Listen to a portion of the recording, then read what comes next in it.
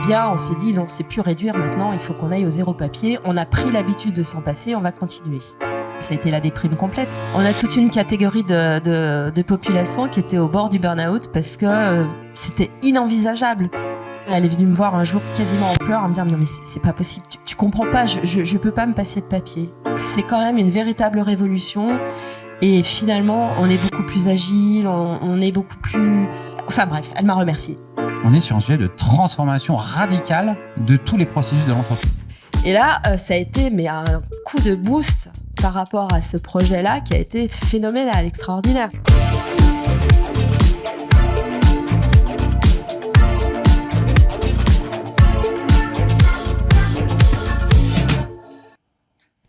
L'histoire que nous allons vous raconter aujourd'hui, c'est l'histoire d'une entreprise leader dans le monde des assurances, l'histoire d'un réaménagement de l'environnement de travail qui s'est transformé en une véritable révolution puisqu'elle a conduit à la disparition quasi totale du papier. Comment s'est opéré, s'est imposé de manière aussi radicale une telle transformation? Comment s'est-elle opérée dans la durée? Et surtout, avec quelles conséquences pour l'ensemble des acteurs impliqués? C'est ce que nous allons tâcher de comprendre avec nos invités. On remonte le fil d'un déménagement pas comme les autres, celui du groupe Apicil.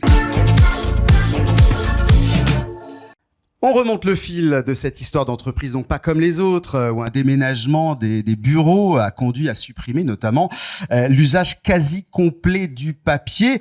On parle pas de n'importe quelle entreprise, hein. On parle d'une entreprise qui est donc un des leaders dans la protection sociale et patrimoniale en France. On parle d'un secteur qui produit une masse de documentation normée extrêmement importante. On parle évidemment du monde de l'assurance. On va tâcher de comprendre tout ça avec notre expert Laurent Rousset, directeur du digital chez Everial. Merci d'être avec nous, Laurent. Avec plaisir. Ça va bien? Ça va, Philippe? On est très très bien. Commençons par ce fameux déménagement avec celle qui en a été sans doute la cheville ouvrière, Rachel Le Sandrier. Merci d'être avec nous. Bonjour, merci. À vous. Alors, vous êtes responsable du service environnement de travail, santé et services aux collaborateurs chez Apicil.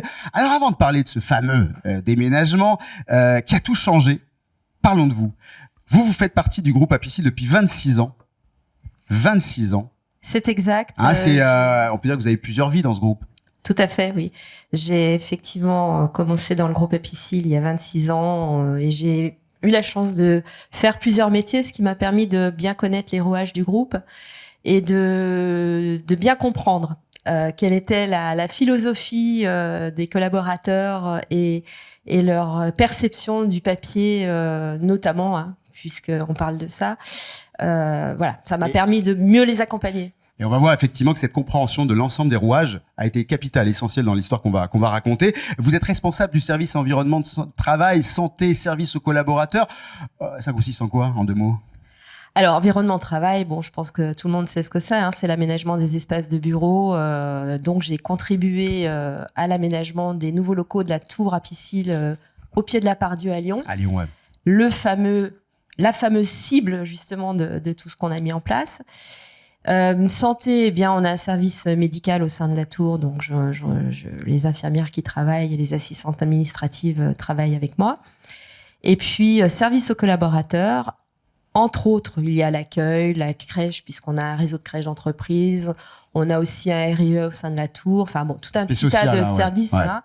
Mais aussi tout ce qui tourne autour du zéro papier et des solutions que nous avons mises en place pour justement se passer du papier. De ce fameux papier. Apicil, le groupe dont on va parler, dont vous faites partie, c'est un des groupes, je le disais, leader de la protection sociale et patrimoniale en France. 1600 employés, un groupe qui accompagne les entreprises et les particuliers depuis plus de 80 ans. C'est un grand groupe, c'est un paquebot d'une certaine manière. Et c'est en cela que votre histoire de déménagement, elle est très significative à plus d'un titre. Cette histoire, elle commence en 2023, c'est l'année qui est considérée finalement comme un peu le tournant où s'est produit ce fameux tournant stratégique dans vos entreprises. Que s'est-il passé cette année-là, Rachel? Alors, l'histoire, elle commence un peu avant 2023. Elle commence en 2019 avec l'acquisition donc de la tour Apicil par la SCI Apicil Part-Dieu et donc toute la réflexion des modes de travail. Comment va-t-on aménager ces plateaux de bureaux? On a 18 000 mètres carrés de plateaux de bureaux. On a 1600 collaborateurs lyonnais à mettre dans ces bureaux. L'évidence, c'est ce dont tout le monde parle, c'est le fameux flex office, mais c'est aussi l'agilité. Entre-temps, 2019, tout de suite derrière, il y a eu 2020. 2020, le Covid, tout le monde se retrouve à la maison sans papier, sans dossier, sans rien du tout. Et là, ça a été un coup de boost par rapport à ce projet-là qui a été phénoménal, extraordinaire. Tout le monde s'est dit, mais on est obligé de revenir sur site pour imprimer, on est obligé de revenir sur site pour récupérer notre courrier, pour le faire partir. Voilà, ça a été vraiment... usage en temps réel quasiment, c'est exactement. Ça. Ouais. Exactement. Et donc, du coup, cette idée qu'on avait déjà de réduire le papier, eh bien, on s'est dit, non, c'est plus réduire maintenant, il faut qu'on aille au zéro papier. On a pris l'habitude de s'en passer, on va continuer. Et on va développer ça. Donc ça, c'est 2019-2020. Voilà. Et 2023, c'est le déménagement. 2023, 24. 2024, c'est le déménagement. Les années passent vite. 2024, c'est le déménagement. Et on s'est dit, on n'arrivera pas à la tour avec nos archives, avec nos dossiers. Il faut que entre 2020 et 2024, on n'ait plus de papier.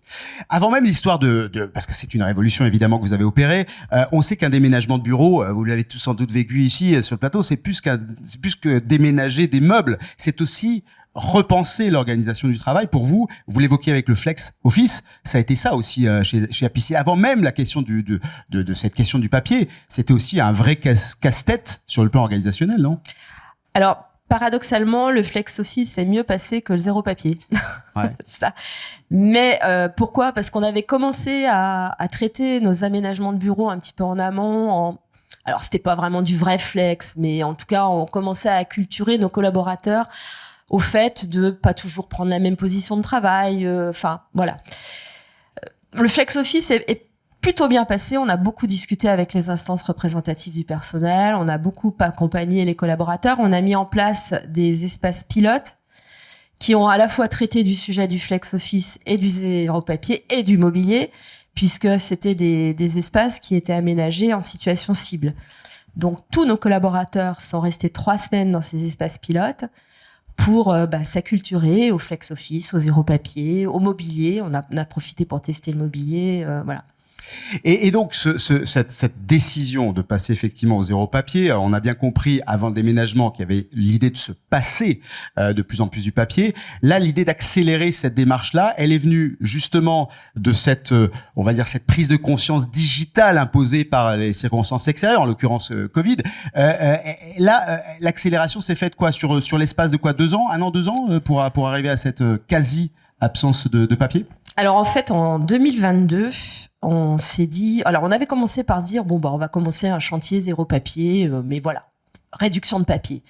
Et puis, alors je sais plus avec qui j'ai discuté, mais on a eu le même ressenti. C'est qu'à force de gratter, on s'est retrouvé avec des sujets qu'on n'avait pas prévus.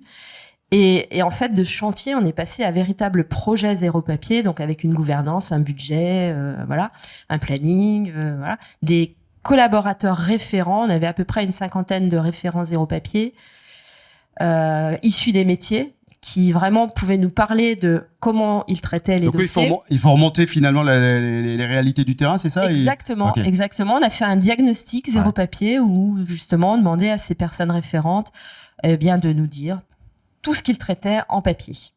Mais ça va bien au-delà. On a également traité du sujet des fournitures de bureau, puisque si on n'a plus de papier, on n'a plus de fournitures de bureau, ou quasiment plus. Plus besoin d'imprimante. Plus besoin d'imprimante. On n'a plus besoin de tout un tas de choses, d'armoires. De volume d'archivage, voilà, c'est ça, exactement. Voilà. Ouais. Et donc, en fait, ce projet zéro papier, oui, on va dire qu'il a démarré en 2022, deuxième semestre 2022. C'est quand même assez rapide. Aujourd'hui, dans un monde qui se digitalise de plus en plus, on relativise le fait de se passer de papier. À l'époque, comment vos collaborateurs, ils ont réagi à cette situation-là? Ça a été la déprime complète. On a toute une catégorie de population, et pas forcément les plus anciens d'ailleurs. On a toute une catégorie de population qui était au bord du burn-out parce que c'était inenvisageable. Moi, je me souviens d'une collègue qui avait des post-it tout autour de son écran, qui avait son agenda papier, qui avait même on connaît ça. les petits onglets, full papier. Eh bien, elle est venue me voir un jour quasiment en pleurs, à me dire non mais c'est pas possible, tu comprends pas, je peux pas me passer de papier. Cette personne-là, je l'ai nommée référente zéro papier. pour qu'elle soit effectivement c'est culotté quand même. première loge. Oui, mais ça me paraissait évident parce qu'en fait, elle était tellement anxieuse qu'il fallait que ce soit elle qui ait l'information en premier pour son service. Et finalement, maintenant, après coup, elle me dit mais Rachel, mais comment je pouvais travailler autrement que maintenant sans papier? C'est quand même une véritable révolution. Et finalement, on est beaucoup plus agile, on est beaucoup plus... Enfin bref, elle m'a remercié. C'est malin ce que vous avez fait en fait, c'est-à-dire effectivement de positionner ceux et celles qui étaient entre guillemets peut-être les plus réfractaires ou en tout cas les plus inquiets de cette situation-là en finalement leader de ce mouvement de transformation. C'était ça un peu la logique. Alors j'ai aussi pris des prescripteurs. Hein. Ah ouais, c'est ça. Ah ouais, t'es pas lâché dans la nature comme ça. Hein.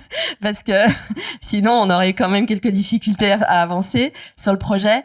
Mais en tout cas pour cette personne-là, ça me paraissait essentiel qu'elle soit partie prenante du projet. Ouais. Ouais. Plus de papier, ça veut dire dans un domaine comme le vôtre, l'assurance, numériser tous les flux métiers, santé, prévoyance, épargne, toutes les prestations finalement d'archivage physique, ça représente une masse énorme, non, de documentation à numériser. Alors on avait effectivement des milliers de mètres cubes d'archivage. Alors ça allait de la microfiche pour laquelle on n'avait plus l'appareil d'ailleurs pour lire les microfiches, jusqu'au dossier papier qu'on ne savait plus ce qu'il y avait dedans.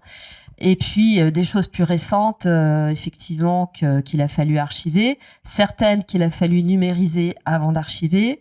Donc il y a eu un chantier numérisation avant l'archivage, il y a eu un chantier courrier entrant, dont chèque, puisque le traitement des chèques, c'est quand même un traitement tout à fait particulier. Là, ça a dû être un sacré chantier, ça, sur les chèques. Hein. C'était très... Enfin, je pense que c'était le chantier le plus difficile parce que le plus sensible et celui pour lequel on avait tellement l'habitude de process établis qu'on n'en savait plus comment ça fonctionnait. Et puis, on a eu effectivement l'aide d'Everial pour nous accompagner sur le courrier entrant, la gestion du courrier entré. De qui Everial. Ah, c'est ça, ils sont. Et surtout, ils ont joué le jeu en nous accompagnant aussi sur cette solution de dématérialisation des chèques et surtout l'accompagnement et tout le processus jusqu'à l'encaissement des chèques. Et puis, il y avait le courrier sortant aussi, donc plus d'imprimante, qu'est-ce qu'on fait? Enfin, on ne peut pas encore se passer complètement du papier. On s'est passé du papier chez nous, dans la tour, mais il y a encore des process qui nécessitent d'avoir des courriers papier, donc on a encore du courrier sortant, mais qui est externalisé chez un partenaire. Donc, il y avait l'archivage, le courrier entrant, le courrier sortant, la signature électronique.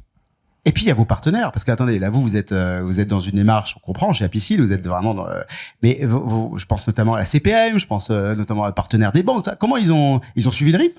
Alors, comme vous l'avez dit tout à l'heure, nous on était contraints par un calendrier, il fallait qu'on emménage dans la tour en zéro papier, donc 2024. Ça nous paraît évident maintenant parce que tout le monde parle du zéro papier. Néanmoins, en 2023-2024, c'était beaucoup moins démocratisé. Et effectivement, il y a des partenaires qui n'ont pas joué le jeu, bon, ceux-là, on n'en parle pas, mais il y a des partenaires qui ont bien joué le jeu, et je pense notamment à une banque qui avait pour idée de faire évoluer son système d'information pour proposer des solutions digitales à ses partenaires, et qui a choisi de nous prendre comme testeurs, bêta-testeurs, pour effectivement les aider en donnant sur la dématérialisation des processus de chèques, d'encaissement des chèques. Et donc, voilà, ceux-là ont accepté de jouer le jeu. La CEPAM, en parallèle, a été particulièrement exemplaire, puisqu'elle a quand même très vite évolué. Et eux aussi, ils vous ont suivi dans la démarche, eux, non, c'était leur feuille de route, en fait. Oui, ils avaient déjà aussi ça correspond, en termes de calendrier, ça correspondait quand même pas mal. Et puis, petit à petit, cette dématérialisation s'est accélérée. Encore une fois, le Covid, il a eu un impact sur le groupe Apicil, mais il a eu un impact sur tout un tas d'entreprises. Et cette accélération-là, elle a été le fait de beaucoup d'entreprises aussi. Donc, il y a eu une dynamique d'ensemble, on va dire. Voilà, ouais, c'est intéressant. Et vous, alors, on parle de vos collaborateurs, on parle des partenaires, on parle de tout ce qui sont autour. Vous, Rachel, comment vous avez vécu cette transformation? Est-ce que ça a été fluide? Oui, à certains moments. Est-ce que vous avez aussi douté? Vous avez dit, on va peut-être trop loin, on va peut-être trop vite. Comment c'est passé pour vous? Alors, un jour, j'ai douté.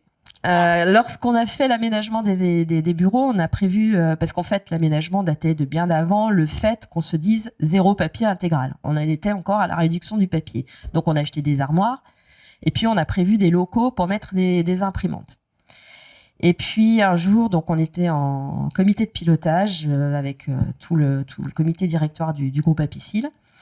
Et puis, j'ai le malheur de dire, à un moment donné, il faudrait peut-être qu'on positionne une imprimante, peut-être tous les 2 étages, ou voilà. Et là, Philippe Barrel, directeur général du groupe Apicil, se lève, pose les 2 poings sur la table et me dit « Rachel, qu'est-ce que vous comprenez pas dans zéro papier ?» Et ben là, j'avais plus de doute. Là, la feuille de route était claire, il fallait qu'on aille vers le zéro papier. Le leadership finalement de votre directeur a été crucial finalement. Il a été crucial et il a été essentiel dans la réussite du projet parce qu'en fait, il a affiché clairement devant tout le groupe que son idée à lui, c'était pas de réduire le papier, mais c'était zéro papier. C'est intéressant parce que évidemment, beaucoup de celles et ceux qui vont nous regarder dans leurs organisations se posent sans doute la question s'ils sont dans un processus où ils veulent l'amorcer de zéro papier. Ça prend du coup, ce que je comprends, une vision très claire de la direction, un leadership assumé et une manière, et vous l'avez dit tout à l'heure avec vos référents, le fait de responsabiliser d'une certaine manière les équipes, chacun à leur niveau. C'est ça un peu les clés, l'ingrédient. Tout à fait. Et donc, pour continuer dans ce leadership que vous mentionnez, donc Philippe Barret a participé à tous les copiles qu'on a fait sur ce projet-là avec les référents zéro papier. Et en fait, ça lui a à la fois permis d'entendre les questionnements des métiers, mais ça a aussi permis de faire passer les messages. Et du coup, on a vraiment embarqué tous nos référents dans une vraie dynamique zéro papier et non pas de réduction de papier. Ouais. Et ça, c'était vraiment essentiel dans la réussite du projet.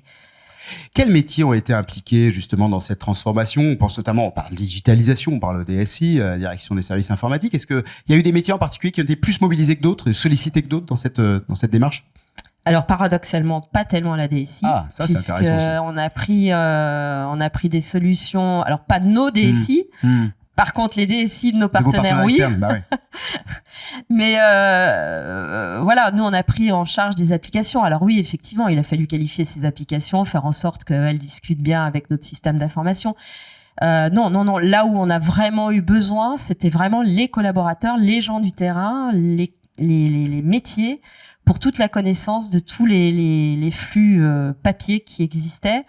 On a notamment fait évoluer certaines notices d'information pour limiter ce papier, faire entrer des nouveaux modes de paiement, voilà.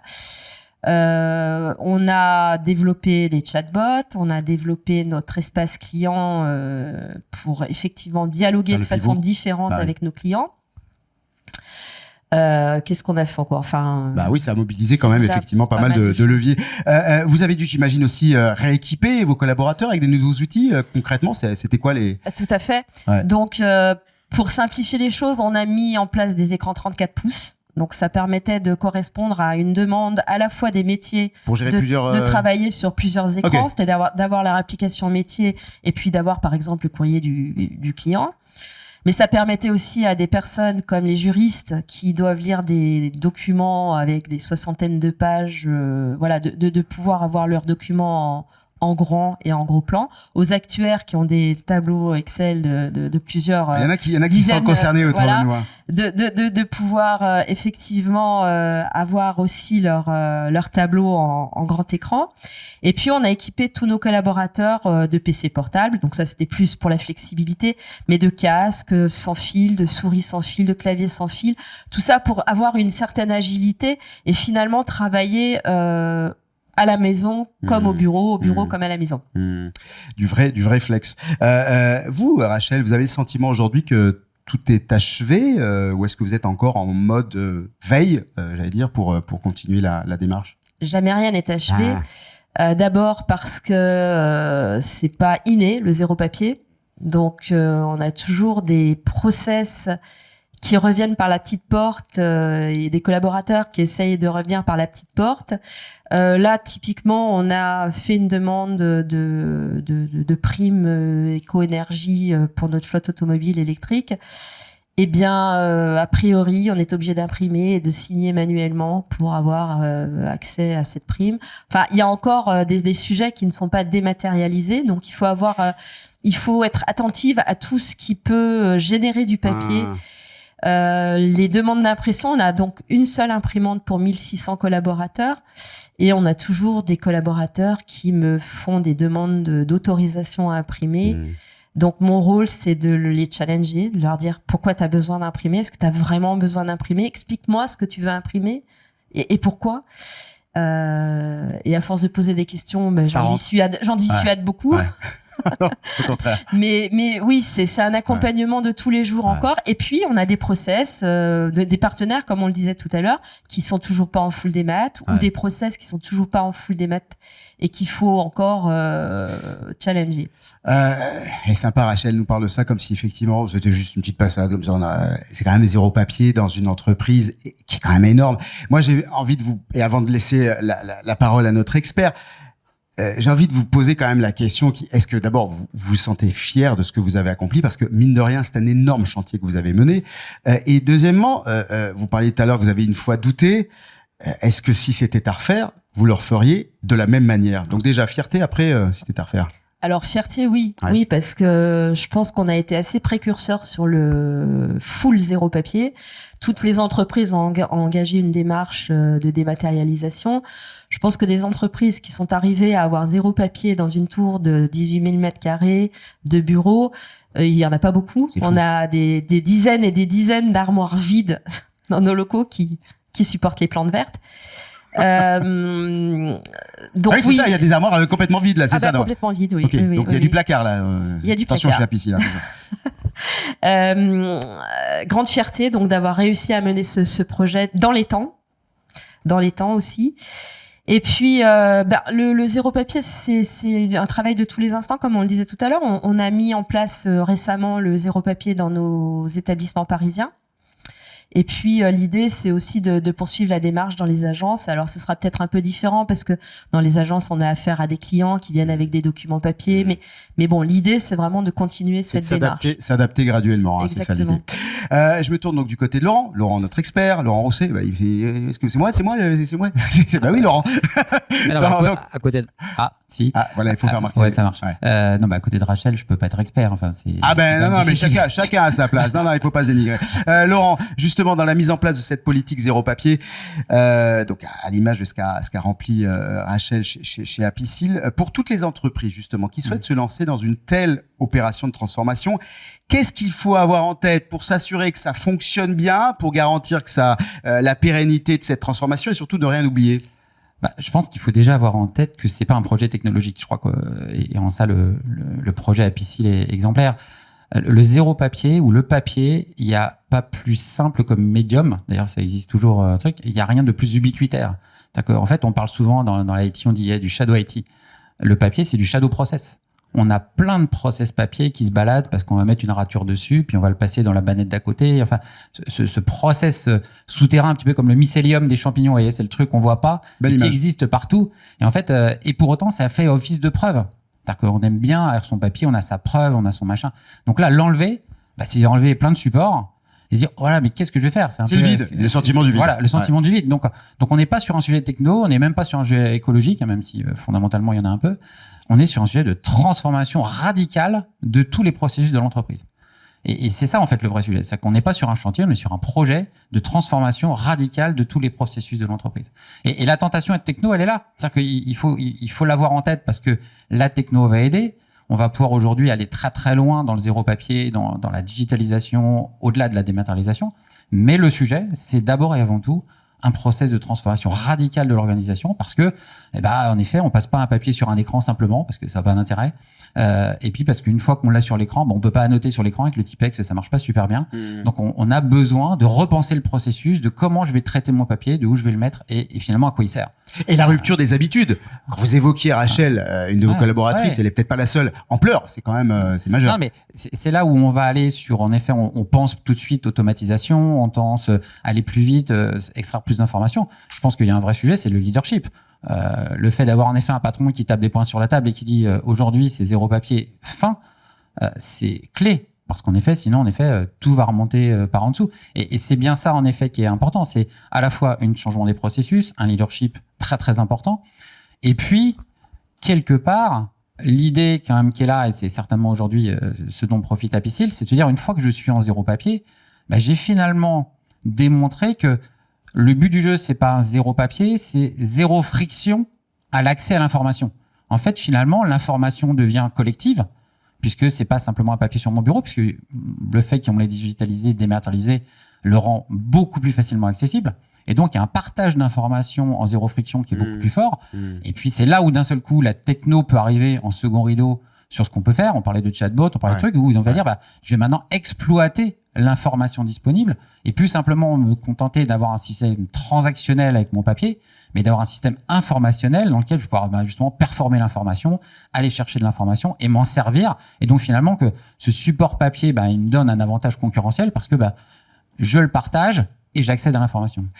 Si on doit retenir une leçon de cette histoire de transformation, de ce que je comprends, de ce que vous me dites, Laurent, vous nous dites c'est pas une fin en soi, le zéro papier, c'est plus un départ de pratique. C'est à la fois, il y a un sujet fondamentalement de transformation des processus, avec en deuxième rideau cette capacité, en effet, comme je dis, de zéro friction à l'information, parce que le papier, malgré tout, crée des silos. Aujourd'hui, l'intérêt de le dématérialiser et de digitaliser, c'est qu'on va pouvoir casser ces silos, et c'est là où on change les processus finalement.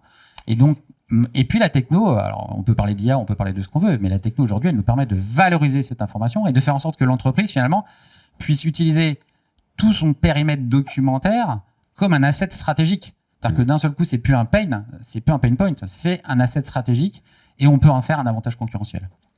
Très clair. Alors, je vais me tourner du côté du public. Est-ce que cette démarche zéro papier vous séduit, vous fait peur? Est-ce qu'elle vous séduit, cette démarche? Est-ce qu'il y a des réactions par rapport à ça? Est-ce qu'elle vous a et est-ce que vous la mettez en place déjà dans vos organisations respectives ou vous envisagez de le faire? Et j'ai une petite intervention là-bas au fond.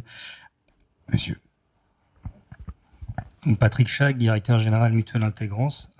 Écoutez, Rachel, déjà bravo pour cette transformation. J'aurais rêvé de faire ça dans mon entreprise. Et croyez-moi que c'est pas évident. J'ai plutôt deux questions à poser à Rachel. La première, c'est en termes de stratégie RSE, qu'est-ce que ça a transformé ou apporté sur ce sujet-là? Et deux autres questions. En interne, j'aimerais savoir si la performance des collaborateurs a été augmentée et si vos clients ont une expérience client qui est repensée. Excellente question. Il y a deux questions. Rachel. Trois. C'est vrai. 3. Merci. Alors, en termes de RSE, c'est effectivement toujours la première question qu'on nous pose quand on parle de zéro papier. Je vais être très franche, c'était pas notre objectif. Et d'ailleurs, on n'a toujours pas fait le bilan RSE du projet, on est en train de le faire. L'objectif, c'était vraiment la transformation des méthodes de travail, c'était l'agilité, c'était le fait de pouvoir télétravailler ou travailler sur site sans avoir besoin de papier. C'était aussi libérer des mètres carrés d'archivage au profit de l'espace pour les collaborateurs. Voilà, c'était plutôt ça notre objectif. Clairement, je suis pas convaincue qu'on ait un bilan carbone positif suite à cette transformation-là. La deuxième question, c'était sur la performance des collaborateurs. Je viens plus ou moins d'y répondre. Puisqu'effectivement, le fait d'être mobile, agile, flexible, oui, forcément, ça a augmenté la performance des collaborateurs. Ils ont accès à l'information, quel que soit le lieu de travail.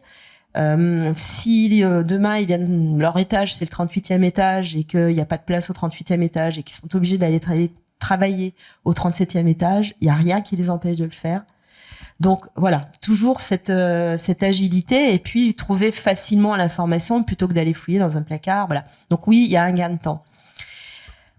Au niveau du client, ce gain de temps collaborateur, forcément, il se répercute sur le gain de temps client puisqu'on répond plus facilement.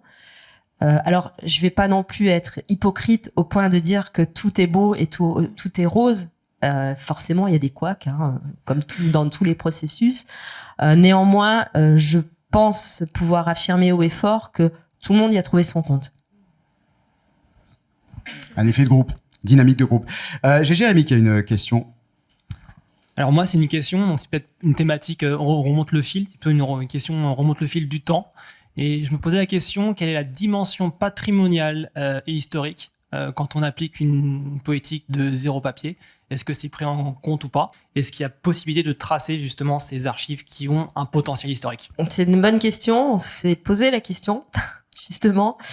Alors, il y a effectivement toute une partie qui est conservée papier, qui est archivée papier, pas dans la tour, mais chez Everial, de choses qu'on ne peut pas numériser.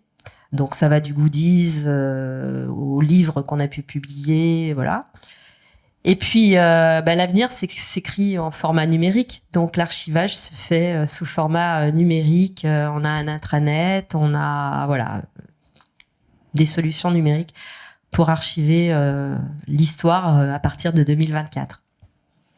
Ne pas perdre la mémoire. Tiens, je vais me diriger ici. Je vois qu'il y a des questions qui sont en train de jaillir. Monsieur.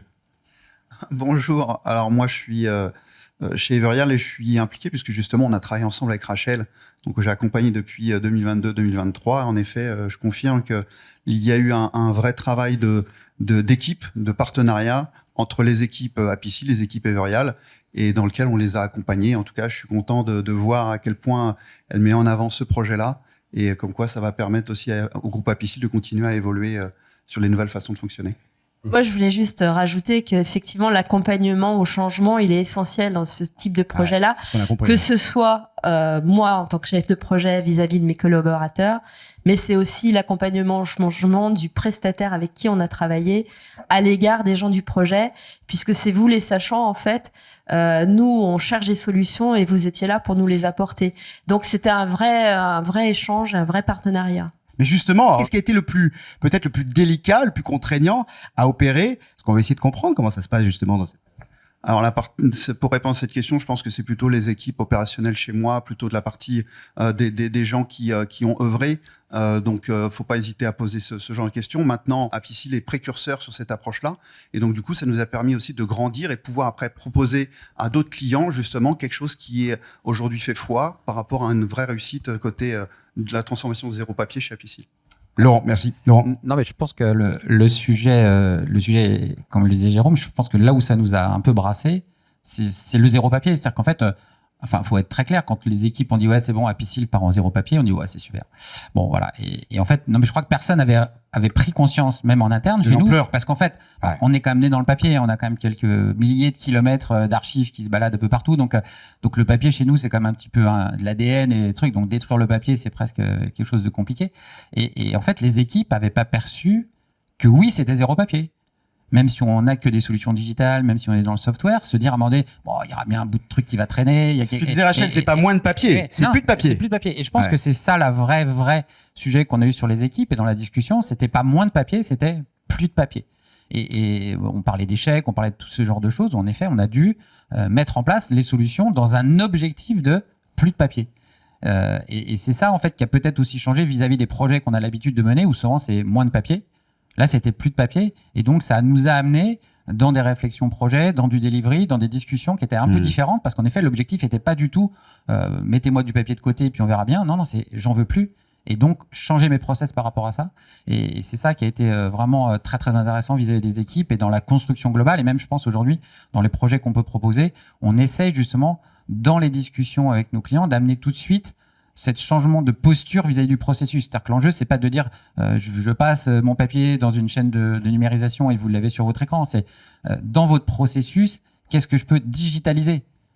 L'enjeu, c'est pas de dématérialiser, c'est de digitaliser. Et donc de passer d'un mode soft à un mode hard et donc de repenser ça. Mais ça amène une vraie réflexion et donc de penser en amont et pas seulement en aval. Hein. Souvent, la dématérialisation, c'est un sujet aval.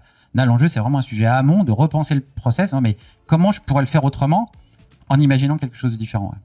Ça demande effectivement une vraie logique de prise de conscience collective. Hein. Ça, c'est effectivement ce qu'on retient de ce témoignage. Merci à tous. Merci à vous, Rachel Le Cendrier, pour votre témoignage. Et encore bravo pour cette démarche. On peut vraiment vous féliciter. Démarche Zéro Papier, donc accomplie de main de maître chez Apicil. On vous souhaite évidemment de faire aussi des petits dans cette démarche. On a envie justement dans notre société d'avoir du zéro papier un peu partout. Merci Laurent Rousset pour votre éclairage. On rembobine le fil. C'est la fin de cette émission. Merci de nous avoir suivis.